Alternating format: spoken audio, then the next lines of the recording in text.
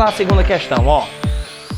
O modelo de Rutherford de 1911 e posteriormente o modelo de Bohr de 1913 foram de grande utilidade no sentido de desvendar a estrutura fina do átomo. O estudo da estrutura nuclear e de níveis de energia esclarece muitos aspectos relativos às semelhanças atômicas. Considerando esse contexto, podemos afirmar que apresentam as mesmas características reacionais, ou seja, possuem as mesmas propriedades químicas dos pontos. Isótopos, isóbaros, isótonos, isodiáferos e isoeletrônicos. Então, essa questão tem a ver com o quê? O que nós estamos abordando nesse momento, nesse instante? Muito bem. Tanto o modelo de Rutherford quanto o modelo de Bohr, eles evoluem a partir do estudo da estrutura fina do átomo. Lembra? Eu te disse que o modelo de Rutherford e também o modelo de Bohr possuem um núcleo pequeno, positivo e denso. Entretanto, todos nós sabemos que esse núcleo pequeno, positivo e denso, posteriormente, nós vamos descobrir que existem partículas ali, que são os prótons e que são os nêutrons. Os prótons que foram descobertos pelo próprio Rutherford e os nêutrons que são descobertos por Chadwick em 1932. Muito bem. Considerando essa estrutura elementar do átomo, eu tenho um núcleo e neste núcleo eu tenho partículas, tá certo? Partículas que nós chamamos de núcleons.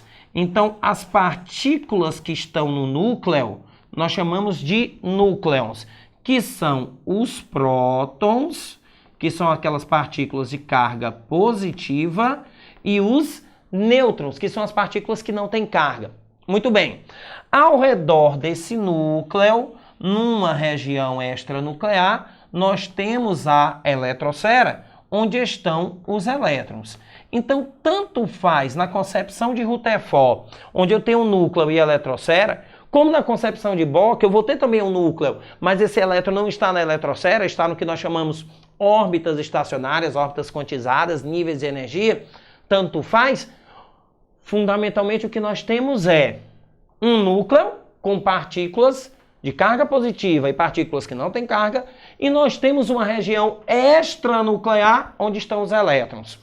Os núcleos, os prótons e nêutrons, eles possuem a massa, eles concentram a massa do átomo. E essa massa do átomo, essa concentração da massa, ela define as propriedades físicas. Olha que interessante.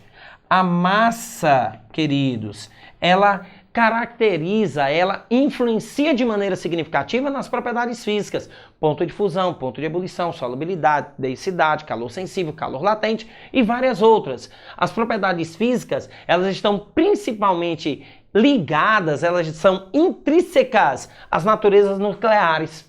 Então é no núcleo que nós definimos as propriedades físicas.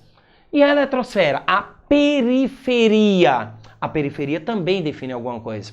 A periferia é onde as reações vão ocorrer.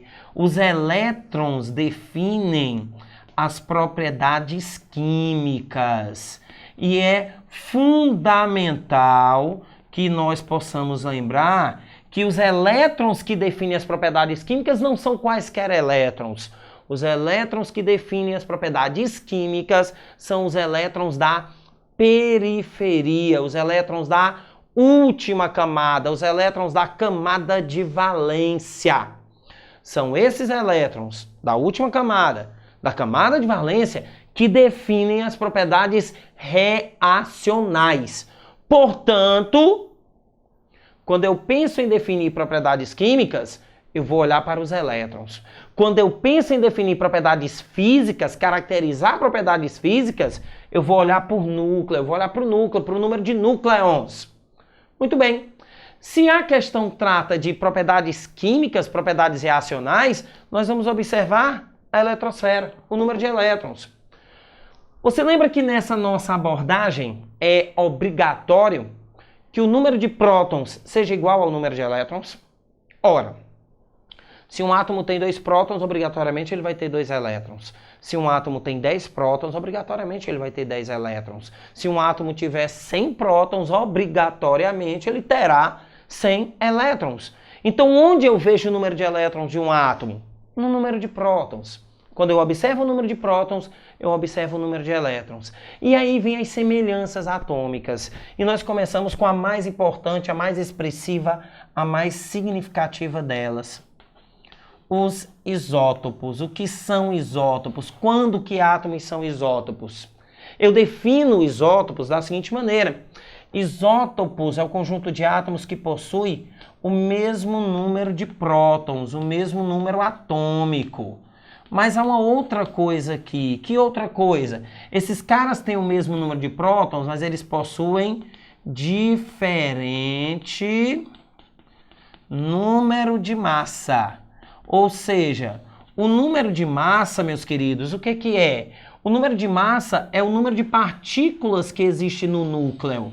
Então, os átomos terem o mesmo número de prótons, tá ok? E diferente número de massa, eu estou falando de quê?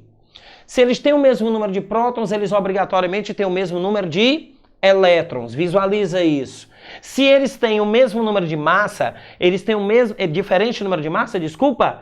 Diferente número de massa significa que o número de partículas no núcleo é diferente. E daí?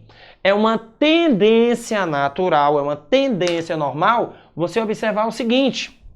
Se eles possuem diferente número de massa, as propriedades físicas são ligeiramente diferentes.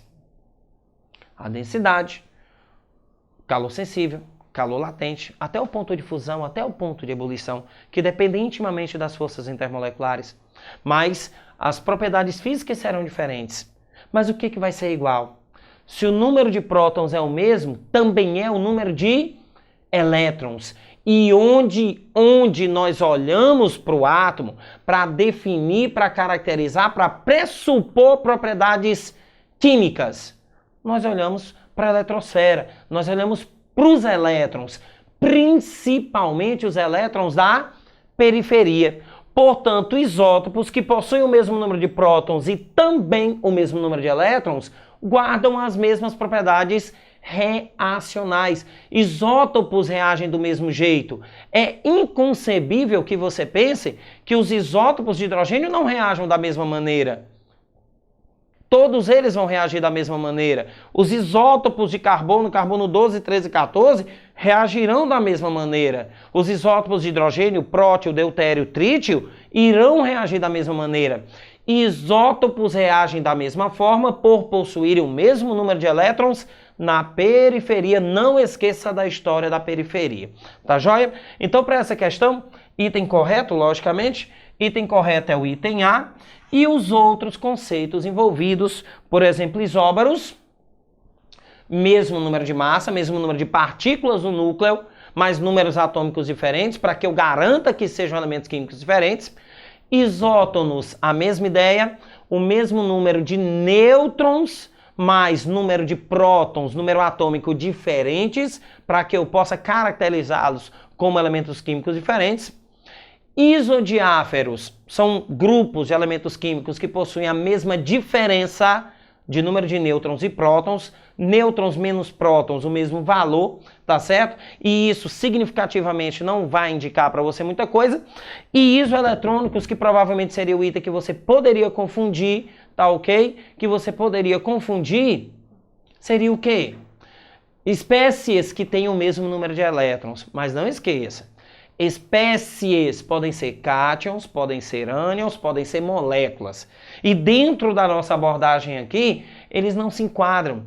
Eu posso ter um cátion com 10 elétrons e um ânion com 10 elétrons, e eles não irão reagir do mesmo jeito. Lembre que cátion tende a receber elétron, ânion tende a doar elétron. Então as características reacionais dos isoeletrônicos não necessariamente serão iguais. Onde eu garanto que essas propriedades químicas são iguais, eu garanto isso na periferia, na eletrosfera, nos elétrons de valência. Quem tem o mesmo número de elétrons de valência reage do mesmo jeito. E onde eu vou encontrar isso nesta situação? Nos isótopos. Lembrando que eu também poderia encontrar essa situação em elementos químicos que pertençam a uma mesma família, ao mesmo grupo na tabela periódica, porque possuem o mesmo número de elétrons na periferia, tá ok? Então, para a segunda questão, item correto, item A, e devidamente definidos cada uma das propriedades aqui, físicas e químicas, tá ok? Isótopos é a resposta.